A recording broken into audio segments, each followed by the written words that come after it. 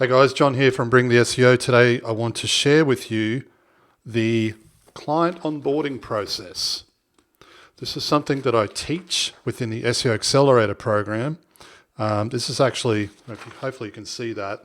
This right here is one of the workflow diagrams that I share that outlines the exact steps during the client onboarding stage or phase, if you like.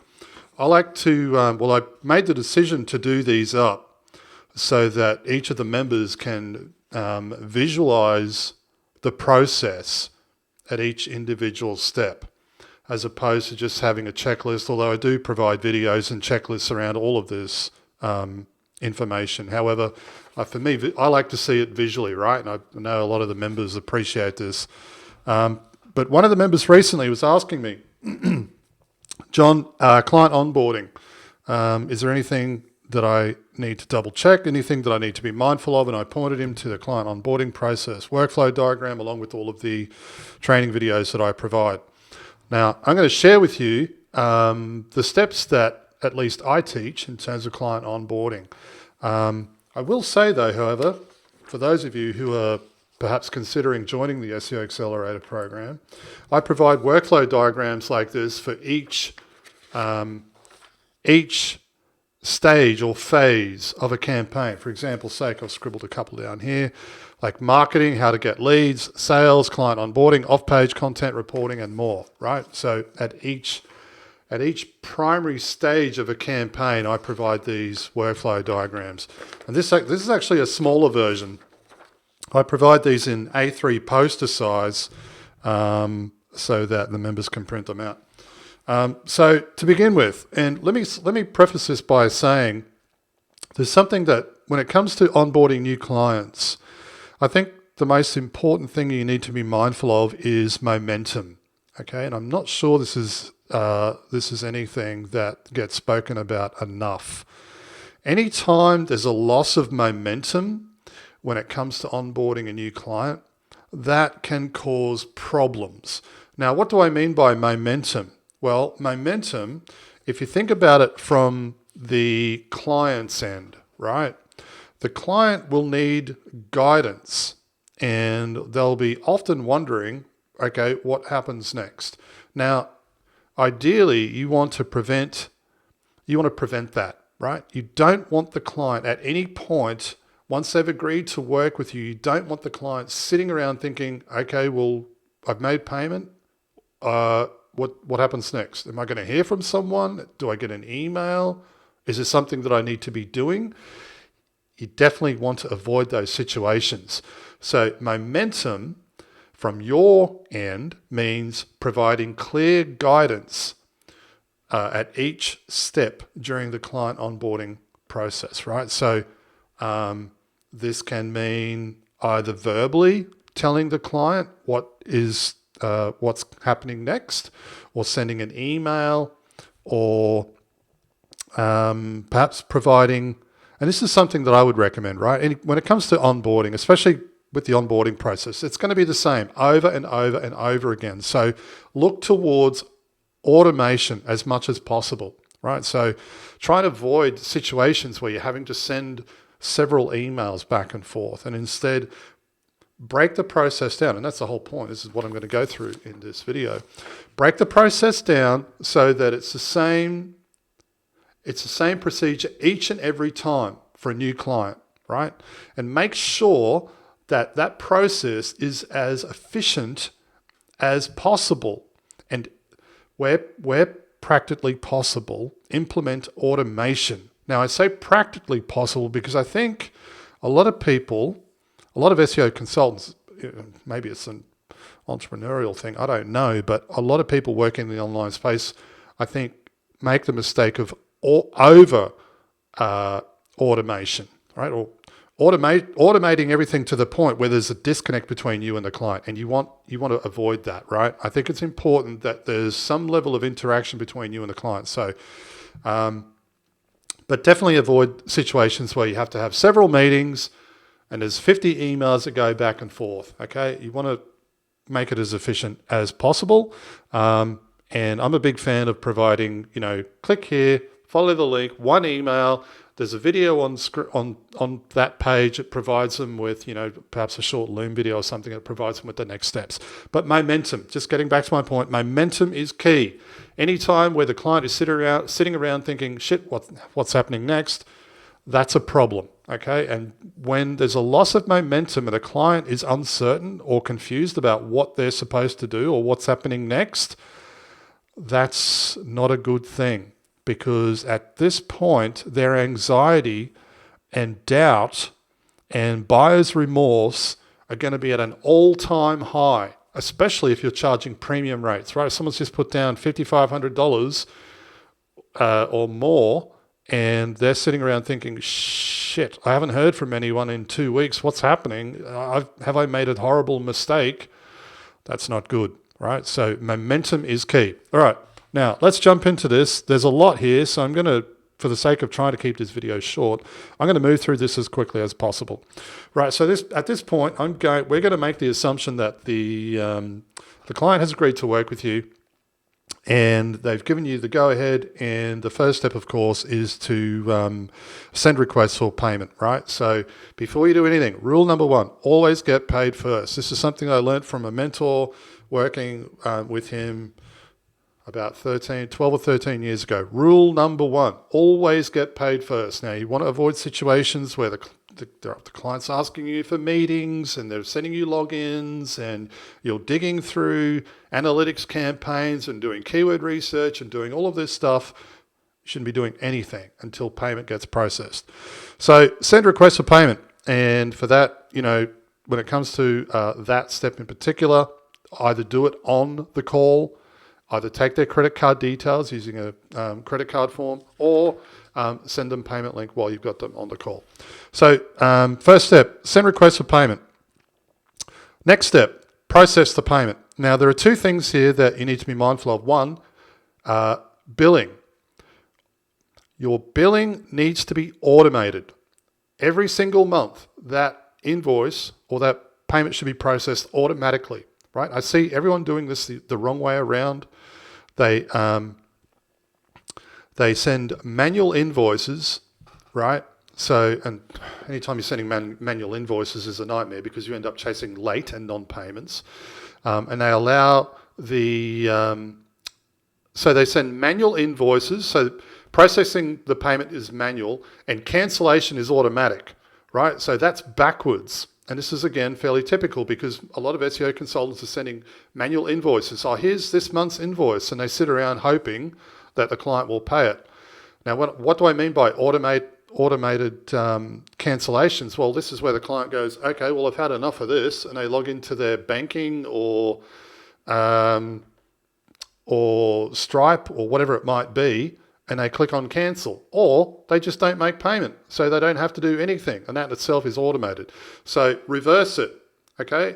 Payment should be automatic, and cancellations should be manual. In other words, each and every month you get paid, and if the client needs to cancel or wants to cancel for any reason, an action needs to be performed. Don't do it the other way around. Okay. Now, in terms of, in addition to automated billing, you want to tie in your services agreement in there. Whether or not you're using lock-in contracts or not, you should always be using a services agreement. Okay. Now, I'm not going to get into guarantees and conditions and everything else. But I will say, at the very least, you should definitely be using a services agreement, okay? Ideally, what you want to do is you want to, at the very beginning of the campaign, where you capture that initial payment, you set up automated billing, you want to use a service like DocuSign or an equivalent where you can automate you can capture that e-signature using that service and capture the payment at the same time. I believe DocuSign allows you to do that. I actually do it separately. I could probably look at combining the two and doing it together. But so long as you capture payment, you automate billing, and you send a services agreement. Have a look at DocuSign. I'm a big fan of DocuSign. It's very, very easy. You take your services agreement, convert it to PDF, you forward it on, and the client does their thing at their end. So processing payment and having the client sign the services agreement. Now, everything that I'm touching on, I'll just take a quick note here. Everything that I'm touching on in terms of the client onboarding process, the emails, the services agreement, the questionnaire, and everything else that I'm about to cover, these are all provided for you in the SEO Accelerator program. Okay, I've got templates. You just download them, customize them to suit your own needs. Much of this stuff doesn't need to be customized, but you just download and go. So you save yourself the hassle of having to try and not only figure out the process, but also the work and time involved in putting all of these documents together. Right, so the client has now made payment. They've signed the services agreement. You're ready to rock and roll. So what happens next? Next is the client questionnaire. Okay, now don't be sending the client questionnaire via email. You want to be, whilst you're waiting for them to make payment, or perhaps once they've made payment, then you want to set up a dedicated space on Google Drive or Dropbox or an equivalent where you can upload and centralize all of the campaign documents. That's where they're going to live for that particular client. Don't be trying to store stuff on your local hard drive or in your inbox. Set up a dedicated space on Google Drive, upload all of your campaign documents in there so it's all in one place. And follow a structured layout. I've worked with many SEO consultants where everything just gets uploaded into Google Drive and it's an absolute shit show. So implement some structure so that when you're looking, regardless of which campaign you're looking at, the structure and where those files are all the same. Trust me, because if it's an absolute mess and you're trying to coordinate your efforts between different team members, no one's going to have any idea where anything is. So take the time to map that out and structure it. So the questionnaire gets uploaded to Google Drive. Now, what's the point of the questionnaire? The questionnaire is to go deep with the client and get a really good understanding of the campaign objectives, right? What are we actually trying to achieve here? Where do you want us to focus our efforts? Is there anything else that we need to be mindful of? As well as go over a whole bunch of other questions that you could perhaps ask when you're pre-qualifying, right? Now, you're probably asking, well, you're probably wondering, shouldn't you have asked a lot of these questions before we started working together? Yes, and we do. That's part of the sales process, right? Where you pre-qualify. But you're not going to be you shouldn't be spending an hour or 2 hours with someone who you don't even know is going to work with you yet, right? You get the basics, you get the bare minimum and essentials at the very beginning in order to pre-qualify. Then, once they've made payment, then you should be happy to spend, okay, they've made payment, they're invested, ready to rock and roll. Now I can spend an hour or an hour and a half with the client and get all of the information that we need. That, of course, will help drive campaign direction. So you actually know what the hell it is that you need to be focusing on within the campaign. Now, within that questionnaire, you should be getting access. You should be requesting access, right? Things like Google Analytics. If you're doing AdWords in conjunction with SEO, getting logins for that. User credentials, right? Making sure you've got access to all properties.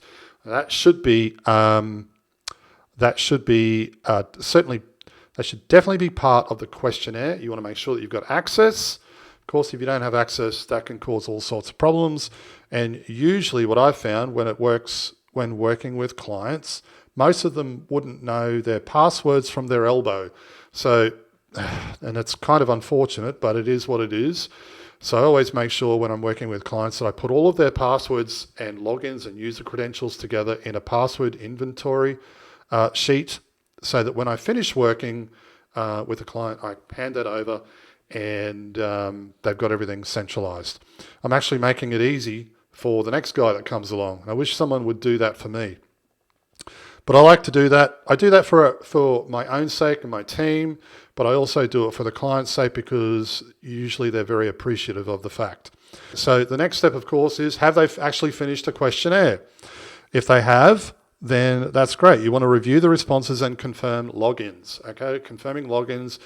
Look, if the client gets back to you and the questionnaire isn't completed in full, don't panic. You can always do this when you get on a call during the initial strategy session with the client and go through those things with them, because there'll be questions in there that the client may not be certain of, right? So you can just go over those with them.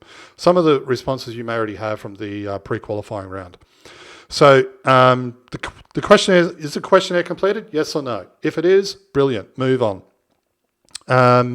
If it isn't, well, then you'll need to go back. And typically I find that the issues, any reason for having to go back to the client, usually related to inability to gain access, right? So logins and so forth.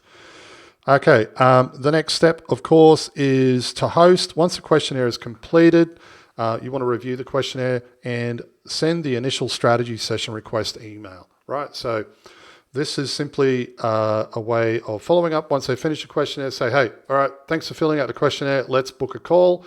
Provide them with a Calendly link so they can schedule a time that suits them, and schedule a time for the initial strategy session. Okay, of course, if they don't get back to you, you need to follow up. However, if they do, the call is confirmed and booked, and then the initial strategy session is held. Now, there's a couple of things that you need to be mindful of when you host a strategy session, right? This is the initial strategy session, and during this call, you're going to be capturing a lot of information. Now, rather than just jumping on a call and scribbling all of the information down or taking notes during the call, which you can still do anyway, what I would recommend is that you record the call, okay? Because chances are, in and amongst that conversation that you have with the client, they're going to be sharing things with you that might be useful for your web team, your content team, technical SEO, and others, right? Now, instead of having to sit in on the call and then relay that information back to your team, record the call, upload it, right, somewhere, Google Drive, and then share that with your team. Right, you can even use timelines and tag people and say, okay, listen, conversations around, what needs to be done in terms of implementing calls to action and the template and everything else for the client. Start here. Jason, who might be head of the web team, can watch that. Kate, that handles head of content, can watch information around content, and so on and so on. It just prevents this, back and forth round robin type nonsense that you can find yourself in. So record the call. And lastly, sending a gift. I'm a big fan of sending gifts to clients when they come on board. Welcome, congratulations, thank you for choosing to work with us, and sending a gift. Now, look, I could spend an hour talking about what to send, but what I would recommend is, in and amongst those conversations that you have with the client, whether it be during the sales process in the pre-qualifying round or when you go over the client questionnaire, try and get some clues around what it is that they really like. Okay, so for example, say, you're on northern beaches of Sydney. There's a couple of really great restaurants over there. Have you checked out such and such? Oh, no, I haven't. But, my wife and I really like, there's a cafe that we go to down at, down at Pimble or something. Oh, okay, great. Or a restaurant or whatever that might be. Now, instead of sending a bottle of wine or a gift basket, because let's face it, everyone does that, call the restaurant. Get a gift card or prepay in advance and then forward that onto the client. Okay, that makes it far more personal and meaningful. And that's going to build an enormous amount of trust with the client. And that small gesture can make all the difference between a client sticking around for 6 months and a client staying with you for 5 years.